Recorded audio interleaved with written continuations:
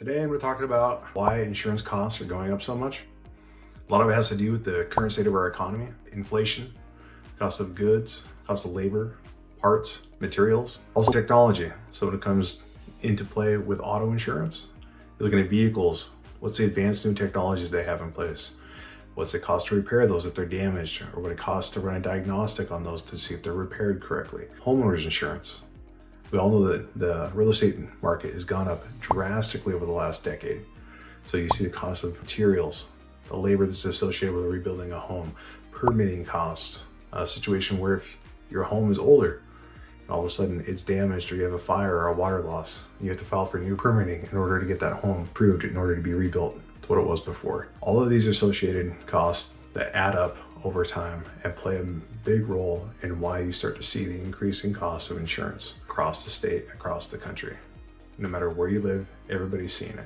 So a few things to combat that you can actually look at and assume a little bit more of the risk yourself. One, increasing your deductibles. Can you afford a little bit more out of your pocket to alleviate some of that cost, whether it's on your home or your auto insurance? Maybe do a reassessment of what the property value is or what your insurance is covering on the dwelling for the home. Is it a little bit less? Has it come down?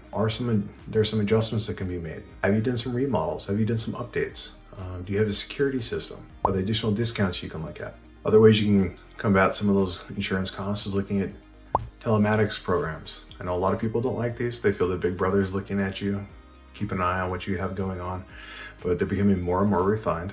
A lot of carriers are looking more and more at this in the use of telematics and to determine what your rate is or what you qualify for based on your driving characteristics. Look at everything else around you right now. Almost everybody has a say or a track or know what you're up to. So if you're comfortable with this, consider it and look and see if it makes sense for you.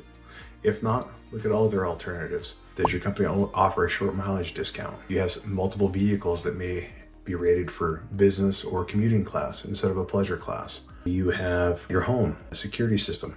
You have a water monitoring system. If there is a ruptured pipe or anything like that within your house, it automatically shuts off the water in order to prevent any further water damage from occurring. Have you done any maintenance upkeeps?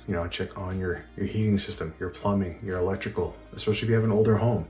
If those have been updated in the last 10 to 15 years, there may be something that your insurance company can look at for you. I know that things are hard, things are a little tough right now in this market. This is one of the worst insurance markets that we've probably witnessed in history. However, there's light at the end of the tunnel. Things will begin to change. Things will start to gain traction and ground. Just try to remember, going out and chasing rates every single renewal may not be the best fit for you. Talk to your agent, see what's going on, and review what you currently have, because other companies are probably already going to be making rate changes, taking rate, increasing other policies somewhere else.